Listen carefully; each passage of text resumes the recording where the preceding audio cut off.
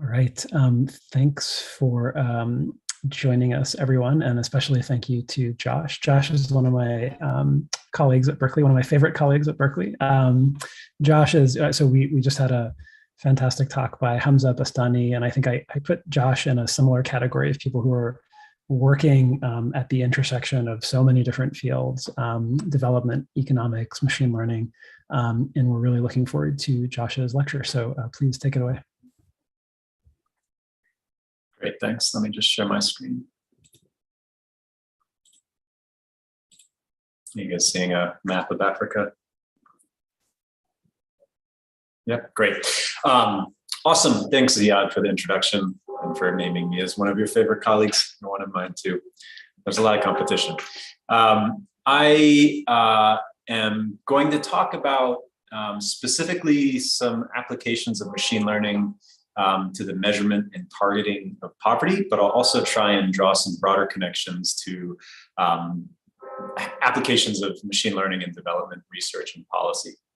Looking at the lineup of other speakers, I might be a bit of an outlier in that I was originally trained as a computer scientist, not an economist, though in practice, most of the work I do right now is focused on microeconomics of development.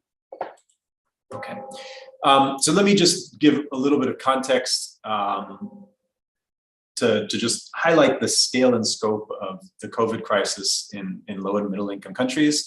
Of course, COVID has caused all sorts of pain and hardship everywhere, including in places like the United States. But what's a little bit different in a lot of low and middle income countries is that you have, of course, very large populations already living at or below or just above subsistence levels.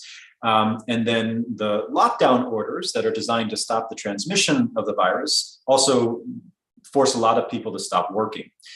So then you have a lot of already vulnerable households that you take away their primary means of subsistence, and this has led to massive rise in food insecurity. And so this is a figure from the World Bank. You see for the first time in a few decades that global extreme poverty is on the rise, and estimates of on the order of 100 million new poor now in extreme poverty. And so getting towards where I'm headed with this talk, you have also seen a massive humanitarian response being mobilized to combat the consequences of the pandemic. Last time I checked, this was in late 2020, there were about 1,400 new targeted assistance programs that were launched in response to COVID.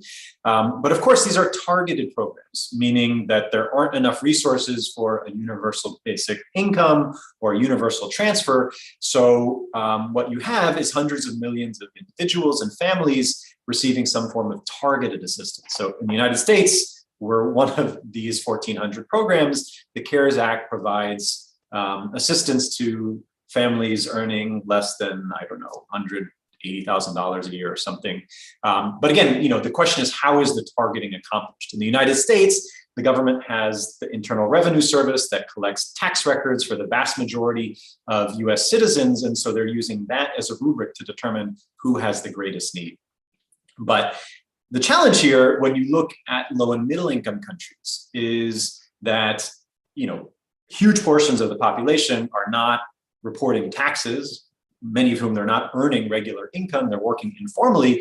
And so in general, you see that a lot of these countries lack up-to-date information on living conditions of their populations. And of course, in the middle of a pandemic, when you're trying to minimize face-to-face interaction and human contact, it's really impractical to imagine going out and gathering the data that you would use, or the data that is traditionally used to target social protection programs. Okay, so that's the backdrop against which this work is going to fall into place. And what I want to talk about is how machine learning, when applied to non-traditional data, can be used to measure and target poverty. And so this is, work that's been going on over the last decade or so that had really been about machine learning for prediction and machine learning for measurement, that in the last couple of years has really taken on a different character, which is about machine learning and taking those measurements that are the output of machine learning and using them as the basis for a policy instrument for targeting poverty. So again, big picture is to think about how machine learning is being used in development, research, and policy. And towards the end, I'll spend a few minutes like reflecting on where the state of that intersection is between machine learning and development. Outline for the next 45, 50 minutes or so, I'm going to give a little bit of background on one specific program just to like fix ideas and to also provide like a specific context where I can talk about the data that goes into these projects.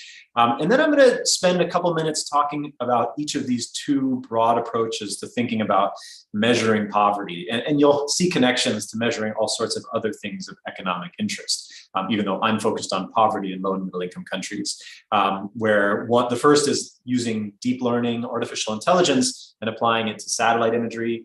And the second, using supervised learning and unsupervised learning methods applied to digital trace data. In this case, data coming from mobile phone networks.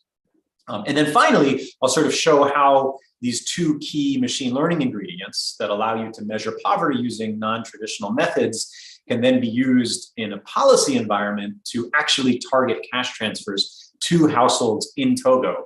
And some results from a recent evaluation that we did to say, okay, how well does this work? Like, is it actually worth going through all of this machine learning exercise to target, or should we just rely on more traditional status quo methods?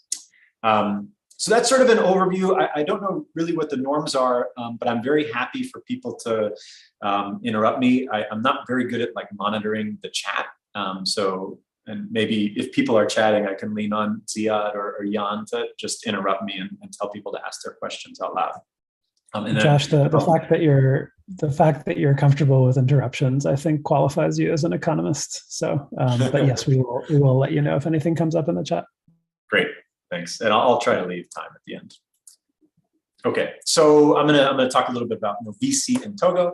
So Novisi is an emergency assistance program that was launched in Togo in late March, early April of 2020. I have a little video, which I'll show you. This is part of the like promotional materials that the government of Togo put out when they launched the Novisi program. It was innovative in a few ways.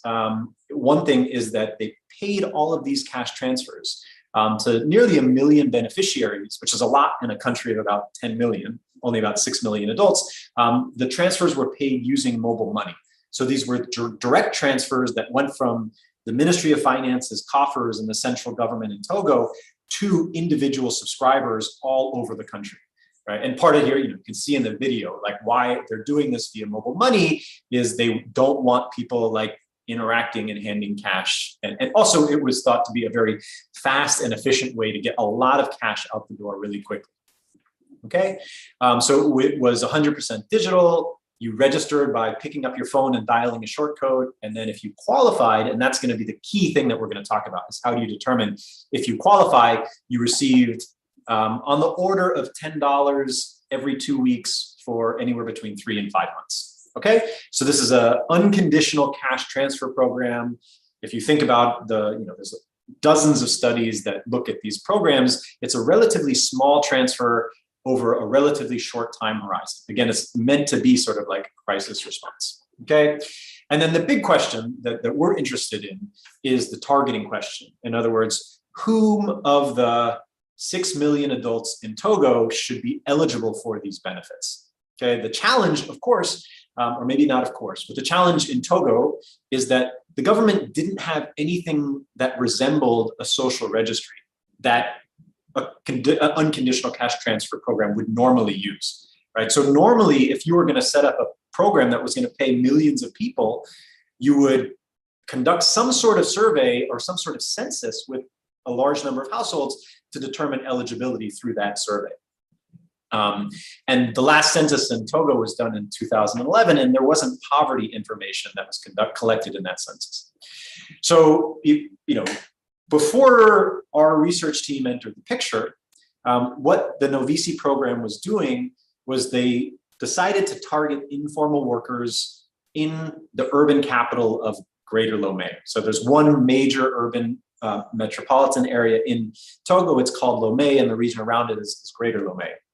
And now, why did they do this? I think there are a couple of reasons. The main or one key reason was that while they didn't have a census, they had a voter database that had been updated in 2019.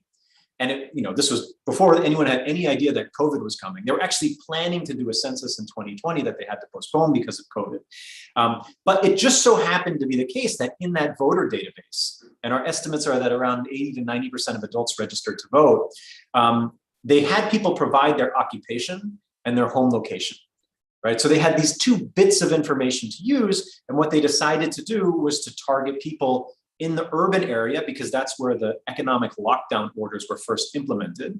And second, to target people in informal occupations, because they thought that they were the occupations that were most likely to be impacted by these lockdown stay-at-home orders, okay?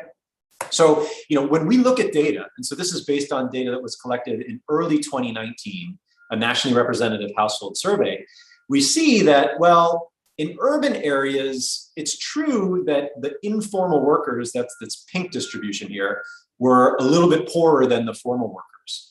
But if you're thinking about expanding this program nationally, which the government was, sort of perhaps surprisingly, informal workers actually earn more on average or consume more on average than formal workers. And this is partly because in rural areas, the distinction between informal and formal work just really doesn't make sense. Like most people are doing some sort of subsistence agriculture. Some people consider that to be formal. Some people consider it to be informal. And so whatever, I think the bottom line here is you wouldn't want to target cash transfers in rural Togo using this informal formal occupation classification, okay?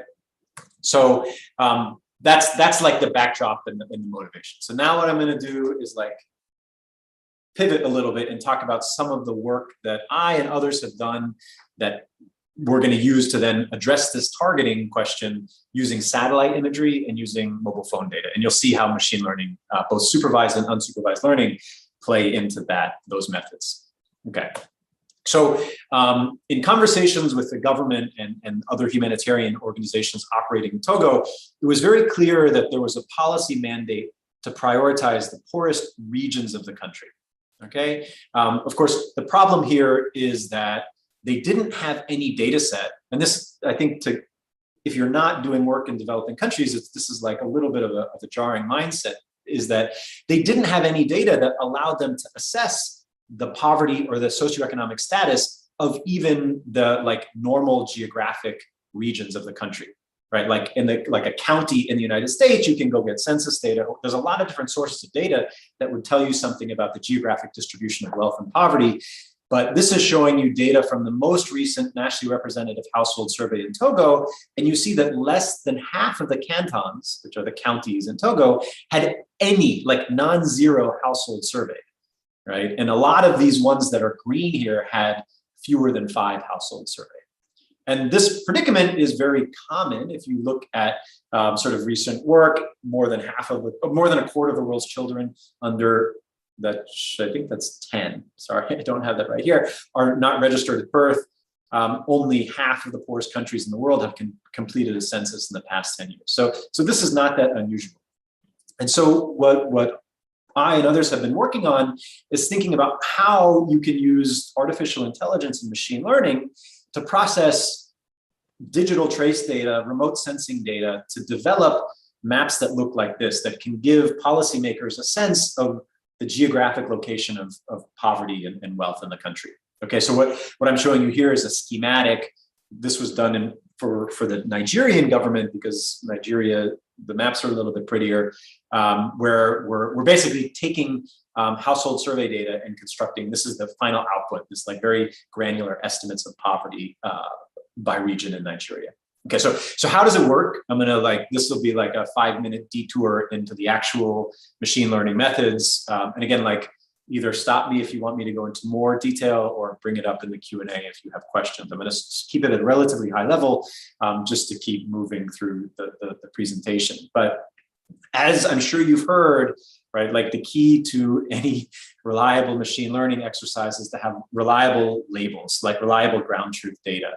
And so what we did in Nigeria, what we did in Togo, was go to the most recent household survey data. So this is a map showing you households that were surveyed in the 2018 Nigerian Living Standard Survey. So there were about 42,000 households in Nigeria that were surveyed as part of this effort. In each of those surveys, an enumerator or a surveyor would go sit down with the head of household, spend anywhere between 3 and 5 hours going through this very extensive survey that contains hundreds of questions, if not thousands of questions, related to things like living standards, health outcomes, all of the sort of traditional bread and butter of development research and policy. Okay, so there is a lot of debate about how do you measure poverty or how do you measure wealth. But one of the standard things that we do is to construct like an index, like a single scalar value that represents the socioeconomic status of the household. In the case of these household surveys in low and middle income countries, probably the most common thing is to construct a wealth index using principal component analysis on a vector of assets and household characteristics. Right, so in the survey, you ask the household things like, do you own a radio? Do you own a TV? What's your roof made out of? Is there indoor plumbing? And then you run principal component analysis to collapse all that down. The first principal component captures the most variation of all of those survey questions. And that's generally thought, and it's used in a lot of development policy as a way to assess the relative socioeconomic status of that household relative to all of the other households in the survey. Okay, so this is our ground truth label, the like YI that we want to be able to predict using machine learning methods. Okay, and then the X's are going to come from satellite imagery. So the idea is we gather high resolution satellite imagery from the entire country. We match the information, we match the satellite imagery to the actual geocoordinates of the surveyed household. And then through some black magic process, we extract features from the satellite imagery. I'll talk about that black magic in a second. But at the end of the day, we have a vector of characteristics that are derived from the satellite imagery surrounding the area in which that surveyed household lives. Okay, so that gives us a very large, rich, high-dimensional vector of X's for each household. So we have 42,000 X vectors, we have 42,000 Y labels, and then we use standard supervised learning methods. I think in this case, we use gradient boosting, which is a tree-based ensemble method to predict Y from X.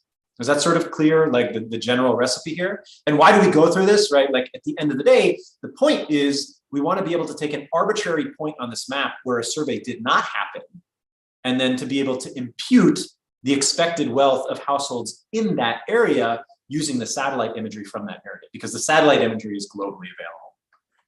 Okay,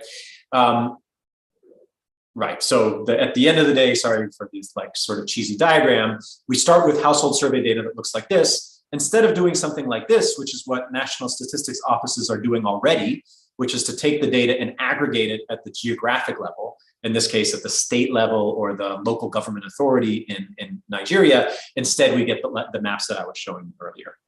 Okay, and then as I mentioned, and maybe this is something that we can talk about later if people are interested, like you'll see, and I'm sure you've seen this already, that especially in these applications of machine learning that are essentially like measurement problems, where you're trying to measure something using a small number of labels and then predict that thing using some high dimensional large data set, right? A lot of the art and the science is in how do you extract those X characteristics, the vector that you input into the supervised learning algorithm from the raw data. And so I saw you're going to hear from like Matt Genskow, who's going to talk about text data. I think Melissa Dell also. And I don't think anyone else that I know of is talking about satellite imagery. With satellite imagery, with a lot of like visual data, these convolutional neural networks or ConvNets are a type of machine learning algorithm that you can do a lot of things with, but it probably became most famous for in image classification, like the backbone of like Google image search. If you go to images.google.com and type in Ziad, you'll probably get a lot of pictures of like handsome men that look like Ziad. You might get like a few cats or something, but there are these convolutional neural networks in the background that are doing the legwork. And so what we do, and what a lot of people done, the first paper came out of Stanford. This was Neil Jean, Marshall Burke, Stefano Erman, David Lobel, and a bunch of co-authors. The idea is to use the supervised, this convolutional neural network to basically just extract features from the images. So instead of these X characteristics telling us things like, what is the roofing material of the houses in that image, or what is the quality of the roads in that image, they're just telling us a bunch of meaningless characteristics that are really actually pretty hard to interpret. I see a couple questions, so let me pivot to those. I'll just say that, again, we could talk for probably the rest of the hour about this one step here if people are interested, but I'll defer that unless people ask me questions. So Jan and Arman, please go ahead. Yeah, I had a question about exactly that. It sounds like there would be two approaches. One is you directly try to predict the Y of interest in this case, directly from the image, kind of doing basically supervised neural net.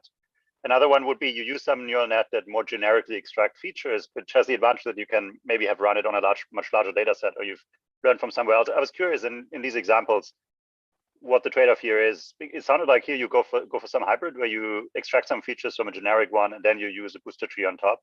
I was curious. Yeah, and you're right. There's like two canonical approaches. One is to try and have some process by which you extract generally interpretable features from the images, like building density, road quality, roofing material, et cetera. And then you take those and then separately input them here. And then the other is to train everything end to end. I think in general, and this is not just in the case of predicting poverty from satellite imagery, I think it's generally true, you'll see that the key trade-off tends to be about interpretability versus predictive accuracy, right? If all you want to do is maximize the accuracy of your predictions, then often there's a sacrifice that has to be made by going through that middle step of having interpretable features. Not always the case, and there are papers in this very specific literature that do this whole thing where they do exactly what I said, right? They pull out 15 very carefully curated features. I think the other trade-off is it's often difficult to train an end-to-end ConvNet type deep learning algorithm even with something like 42,000 labels. That tends to be the bare minimum number of labeled observations you need to do an end-to-end deep convolutional neural network. And 42,000 is a lot. Nigeria is a big country. And so a typical household survey, you have 5,000 or 10,000 observations, and that's really, really probably pushing it. So there is also a middle ground, and this Jean et al. Paper, I encourage you guys to go read it, it's a great paper, sort of takes a middle ground where they use a transfer learning approach, where the basic idea is they train an end-to-end ConvNet using another labeled data set, like ImageNet, where you have this massive database of labeled images. And what you see is that these neural networks, they pick up visual features of images, and so they sort of you pre-train them using an established data set, and then you fine-tune them later by basically taking all of the first layers of the trained network, cutting off the last layer, and then letting the last layer train on the exact data set that you want. And so it's sort of a shortcut that in a lot of these applications tends to work pretty well. There was a question actually in the chat from David. David, do you want to just ask it? Yeah, I guess I'm just curious if you think there's going to be covariate shift from when you go from where you had survey data to regions where you didn't have survey data. Are you worried that the relationship between the X's and Y's may or may not be stable? Yeah, absolutely, right? So there's spatial covariate shift, there's temporal covariate shift, right? Often, in the case of Nigeria and Togo, we're taking historical, previously collected household survey data, we're using it to train a model, and then we want to use the output of that model today. And so we're absolutely worried about that. I think that's a big question really beyond the scope of this, but I think it affects pretty much any applied machine learning exercise. So it really just says that you really want your training data, the distribution of your, the joint distribution of your X's and Y's in the training data to be representative of the test environment where you actually want to use it. And then it's really context specific whether you think that you've captured that joint distribution accurately or not. But it's a really good question. Yeah. Arman? Thanks. Yeah, Arman. Yeah, I actually had basically the same question, but just to follow up on your answer, do you have, based on the maps that you were just showing, it seemed like this is basically what you're doing in this case. You're trying to expand the geographic scope of the data that you have using these methods. And so do you have any evidence or do you have any way of sort of arguing that, at least in this case, you are confident that the relationship is the same in these other places? Yeah, that's a good question. So I'll give a little bit more detail. So I think in the case of both Nigeria and Togo, really what we're interested in is actually interpolation, right? Like we want to essentially interpolate between survey labels. And so one thing we can do, like a trick, is to use some form of cross-validation to check, right? So intuitively, you could say, all right, let's say I want to know I want to predict the wealth of this point here that has a label. You can see the little red dot on my screen, right? Right. So we can pretend we don't actually have that label. And let's say, okay, how well does this, ConvNet do at predicting the label versus another method we might use, like a nearest neighbor algorithm, or just like a linear interpolation between the labels that exist. And so, there's some papers that suggest that at least we actually did it in exactly Nigeria, that this ConvNet approach actually works better for this interpolation. Now, there are other papers out there that ask the question about more to the prior question, from David, how well does a model trained and calibrated in Nigeria predict in Ghana or a neighboring country, or Nepal, a non-neighboring country?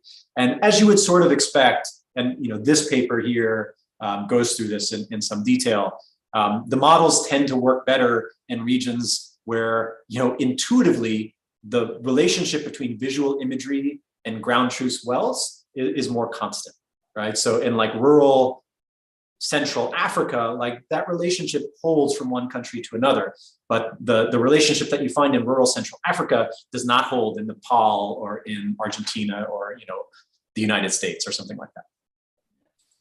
Josh, am I remembering right that in one of your other papers, I think it was a Rwanda cell phone setting, you actually had the ability to go run a survey and confirm the predictions of so I think that it's just worth flagging that sometimes you can collect more data, and that would be the best way to answer these questions, is you make a prediction on an unmapped square, and then you actually, if you have the ability to go collect data, that would be amazing. And I think that's something that, Josh, you've done in the past. Yeah, no, thanks, Ian. I think that's actually a really good general point, that I was talking about cross-validation, where you're basically taking the data you have that you're using to train your algorithm. I think you should be very concerned, I'm sure this has come up, this idea of overfitting versus generalization, that if everything you're doing is on one data set, it's very easy for to overfit the data without realizing it. So with spatial data, I don't want to get too sidetracked here, but there's a lot of spatial autocorrelation. So if you just naively train an algorithm by randomly dropping 10 data points, then 10% of your data, tenfold cross-validation, then chances are your training data and your test data are going to have two labels from very, very close places in space. So you could accidentally train a very sophisticated learning algorithm that's really just learning if the latitude is this and the longitude is this, predict that, right? And so you don't want that. So one thing you can do is to be very careful about how you set up cross-validation through stratification and stuff like that. The other thing that Ziad alluded to is to use an entirely independent data to evaluate and validate the accuracy. And so that's one thing we did here in this slide. So in this paper, sorry, I'm jumping around a little bit, but this last paper here, we actually produced global, that's what this map is showing you, what 2 square kilometer estimates of poverty for everywhere in the world. And so we used 56 different household surveys to train the model. But then to evaluate the model, what I'm showing you here is comparing the estimates from our method trained on household survey data to estimates that come from census data, where census data collection is totally independent, right? And then I'll actually talk a little bit about the phone data stuff that Ziad was referring to in a little bit. But I think it's good to highlight that as a general tool to have in your toolkit. It's very convincing both to yourself and to other people to say, oh, here's an entirely objective data set behind the firewall of machine learning that suggest that the estimates coming out of our machine learning model are, more objectively accurate. Okay, so I'm going to pivot again towards like the other like methodological shallow deep dive into like how mobile phone data is being used here too. And the idea here is that in addition to the government saying, hey, we want to focus on the poorest regions of the country, they were also interested in targeting the poorest mobile subscribers. So, remember, this is a system that was built on mobile money. So everyone is, the only way to get a payment from the government is to get the payment to your mobile phone. And so then they, that opens the possibility to say, well, what if you could identify the mobile phone owners who are poorer rather than wealthier and provide a transfer to just the poorest people rather than everyone in the region. Okay, and the idea here, and there's a bunch of papers on this topic, including the one that Ziad was referencing from 2015. The idea is that wealthy people use their phones differently from poor people, and if you have the right training data, and if you apply some basic machine learning, then you can use the patterns of phone use in order to predict wealth and poverty. So this is a study that we did in Afghanistan. Sorry, there's been a lot going on in Afghanistan that's weighing heavily on my mind, but where we looked at our ability to differentiate ultra-poor households from non-ultra-poor households. And this is just showing you that if you just look at the number of unique days in which a head of household used their phone, like literally turn their phone on at least once, the distributions are very different. And this is true across all sorts of different metrics of phone use that can be extracted from mobile phone data. And then the question is, how well can a machine learning algorithm use those differences to predict the subscriber's wealth or poverty?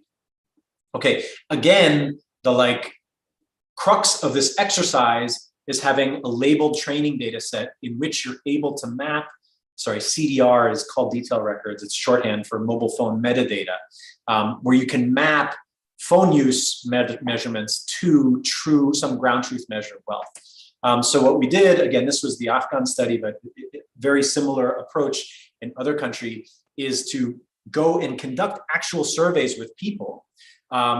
Through the survey process, you can get informed consent. At the end, maybe we'll talk about some of the ethical privacy issues involved in this line of work.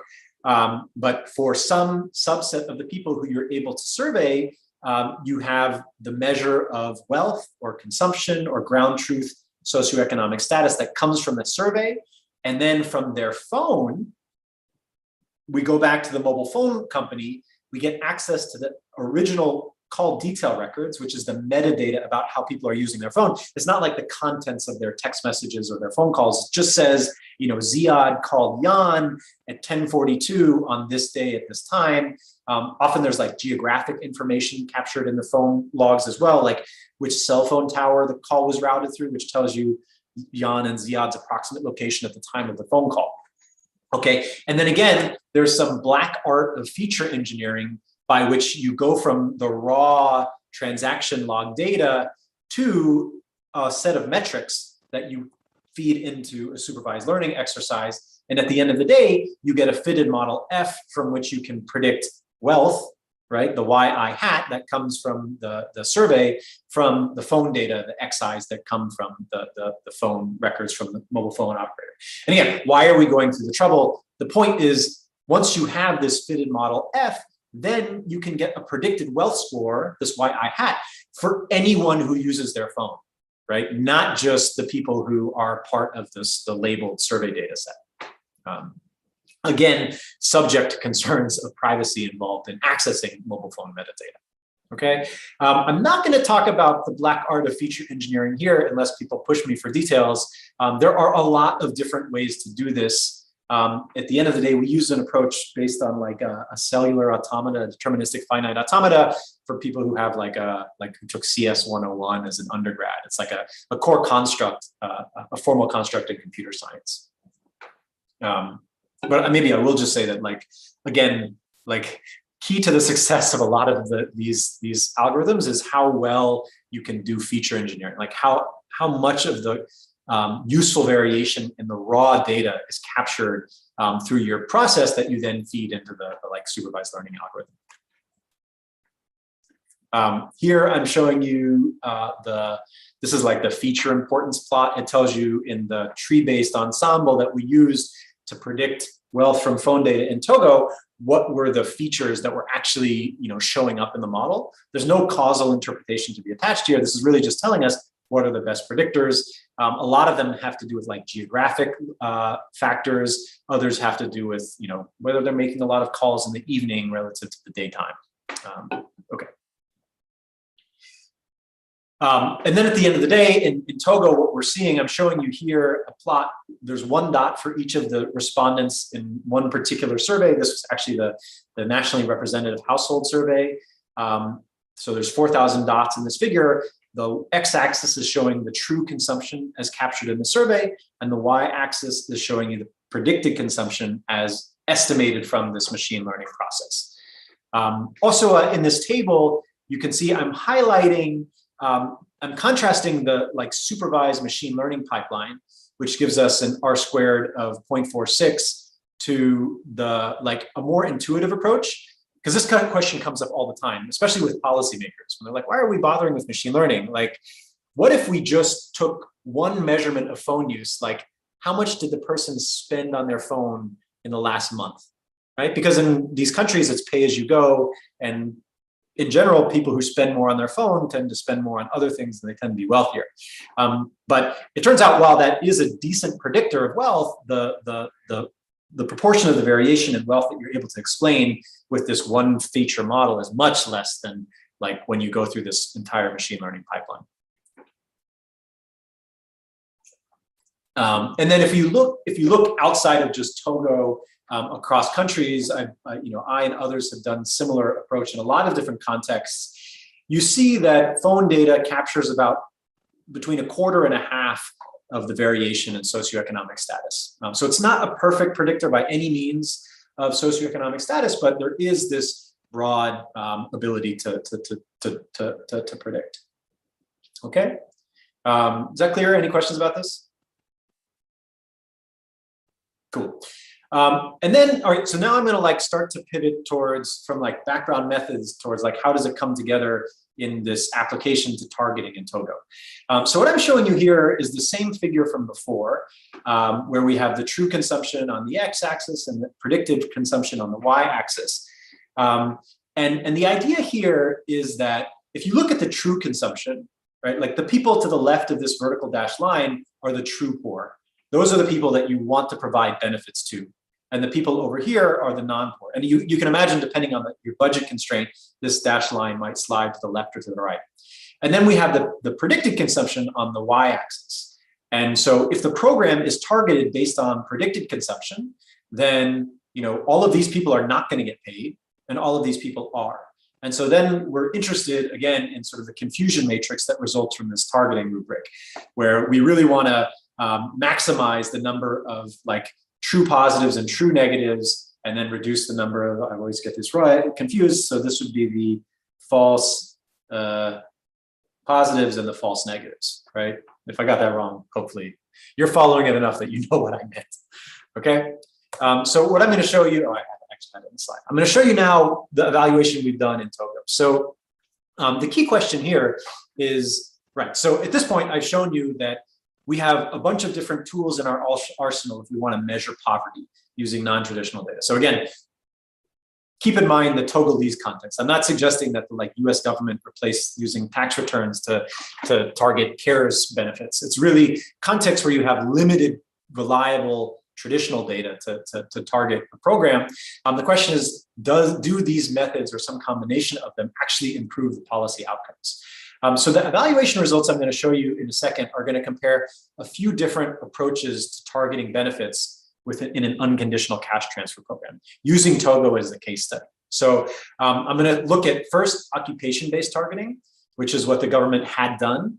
Then I'm going to look at geographic targeting, which is another very common approach that says, let's just use geographic information and let's provide benefits to everyone living in the poorest regions in the country. Right? Then I'm going to show you how what it looks like if you compare that to mobile phone-based targeting. And then I'm going to compare it to two other sort of very common approaches that are used in the administration of cash transfer programs in low and middle income countries, which is a proxy means test and an asset-based index. Now, importantly, 4 and 5 were not feasible in Togo, because to do either of these, you need to have data for every possible beneficiary, right? Typically, you would want like a household census. A proxy means test is, just think of it as like a poverty scorecard, where you go and ask every household like 10 questions to get a sense for whether they're really poor or not, okay? But again, you'd have to at least be able to go and ask each household those 10 questions. And in Togo, circa April of last year, they had not had that. They did not have that data. I see a question from Arushi. Go ahead. Yeah, thanks. I had more of a big picture question. When you're talking about evaluation, do you also consider the performance of ML with respect to sort of universal provision? Because in principle, you would be in universal targeting, there's zero exclusion errors. So there are some advantages to that as well. Yeah, absolutely. I'll have a little bit more to say on that in a second. I think, it's important to keep in mind that at the scale of the COVID crisis and the modest amount of resources that were available relative to that, like universal targeting was not a feasible policy option, right? The level of the benefit would have been so small that it just really wouldn't have been worth it. And I'll actually have some very concrete data. We do like a welfare analysis that drives that point home. It's a really good point in general, but you can sort of think of geographic targeting as a middle ground where you could do universal eligibility, but in just a very few small number of regions, right? If it were the case that poverty was very concentrated in specific regions of the country, that might make a lot of sense. In the case of Togo, it didn't, but you'll have to see the results to believe that. Okay. Josh, sorry, there was one more question in the chat from Go ahead. Sammy, if you don't mind. Oh yeah, sorry, it's just one more of a practical question. As I mean, I can see that this would be very effective the first time around, but I was wondering if you worry that over time people just end up giving their phone to a lower income person once they know that this goes into the targeting.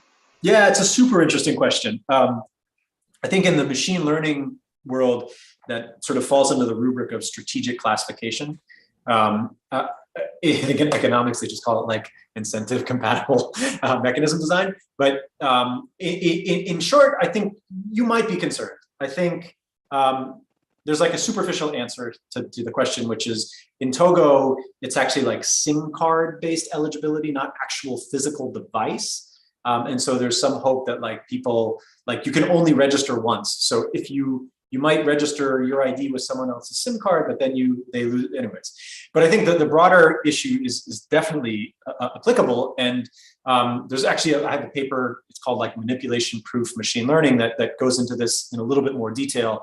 I think the short answer is there are like technical quote unquote solutions. Like intuitively what you want to do is you want to include features in your model that are more costly for someone to manipulate, right?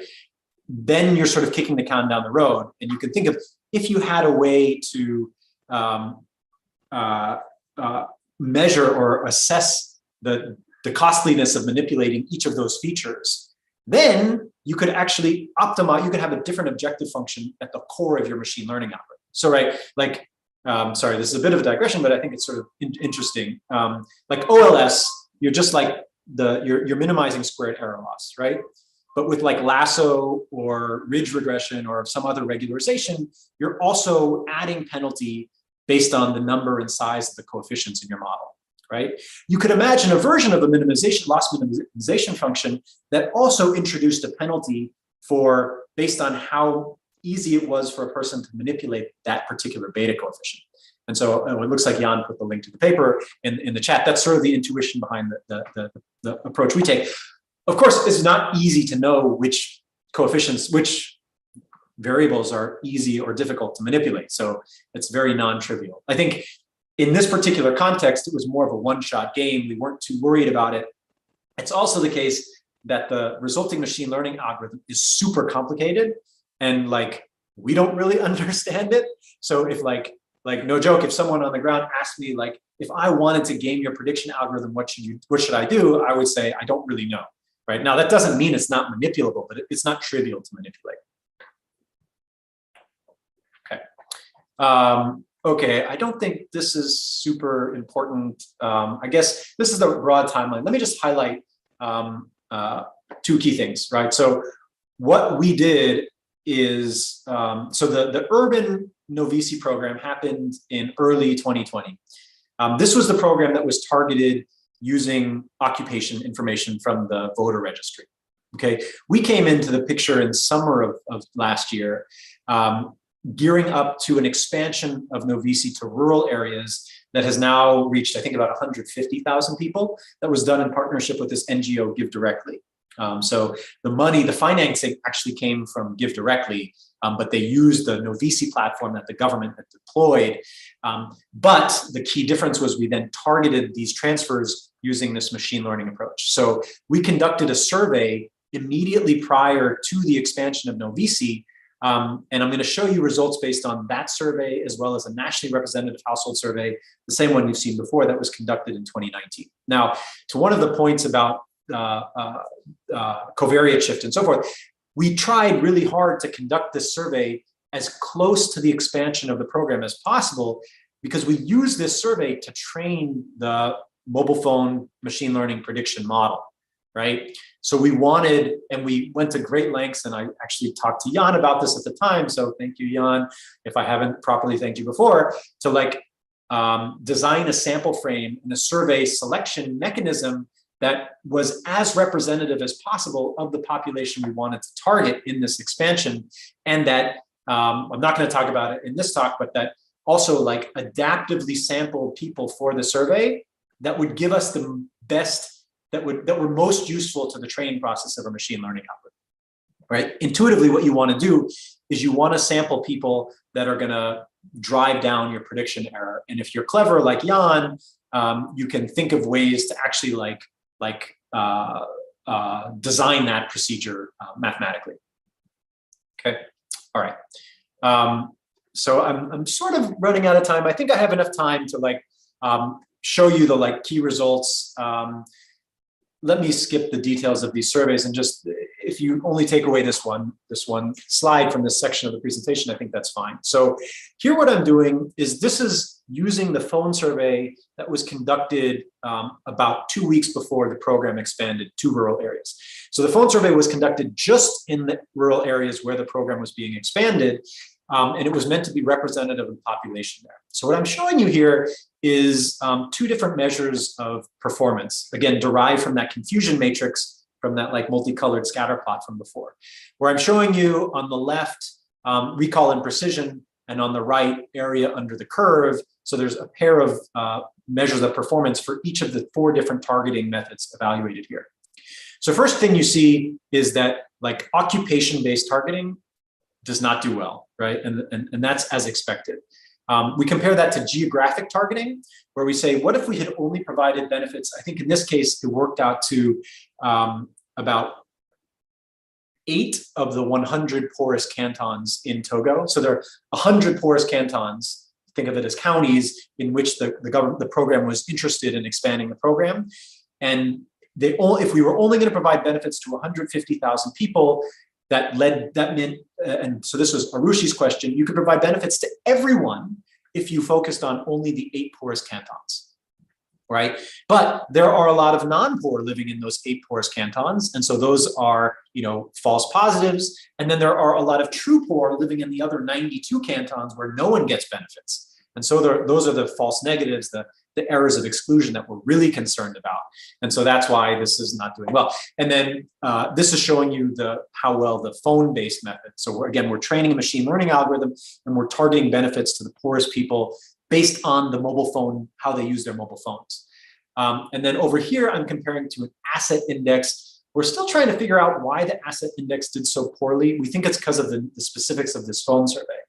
And then the next slide I'll show you is when we do the exact same evaluation, but instead use this nationally representative household survey. And this looks more like what we would expect.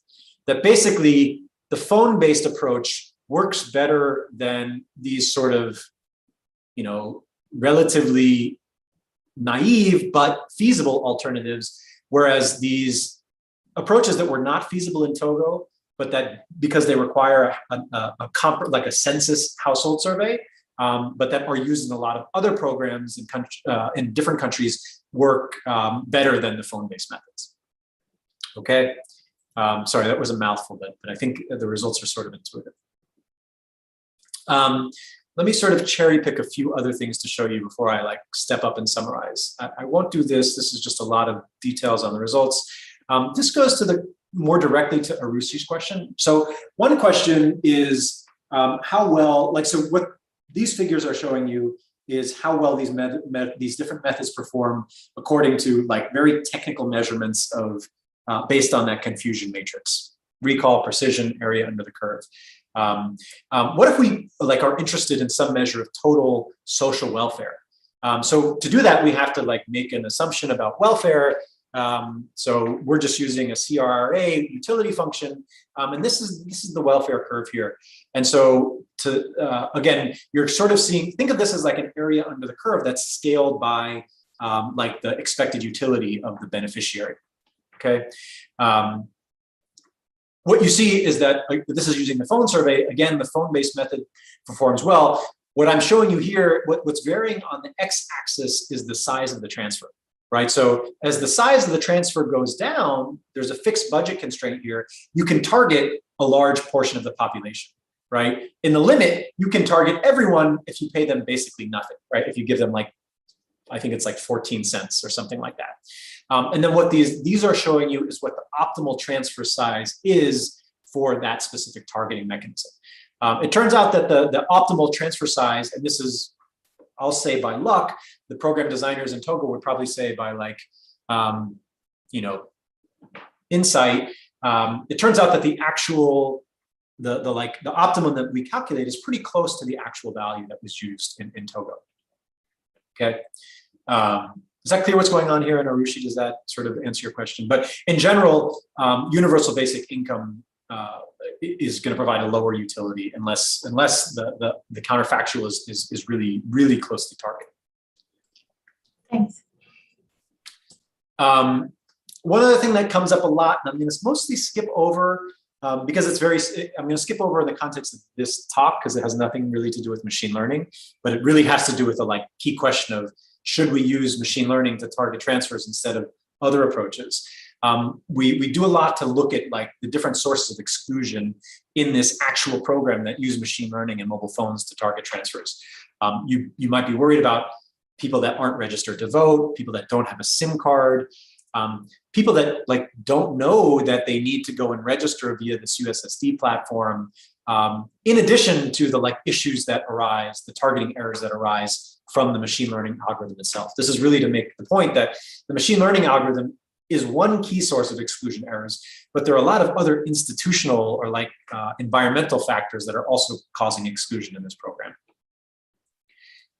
And then one other thing, I know you guys, I think it was Jens who talked about algorithmic bias. We were very interested in this question of whether this machine learning approach systematically favored certain subpopulations.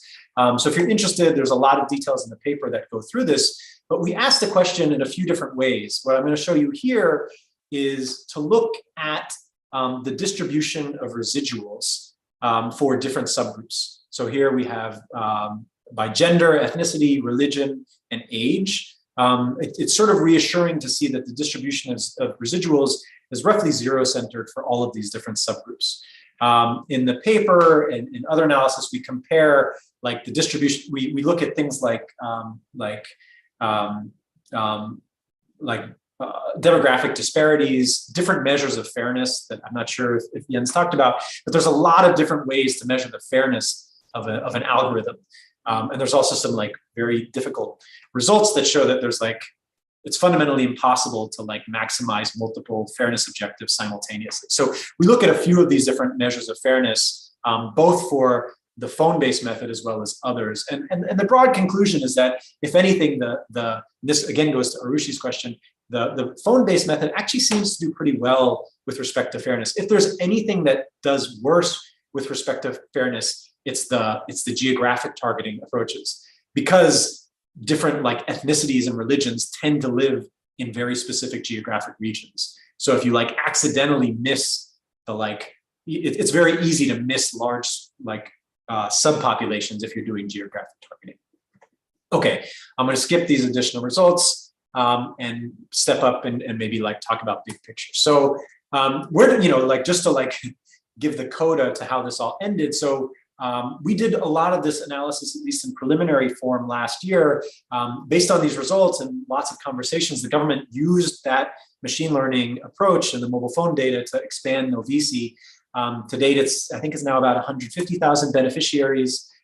Again, the key intuition is, I actually won't go through this again, but the point is you're trying to isolate the people whose predicted consumption is below some threshold through a combination of geographic targeting and phone-based targeting.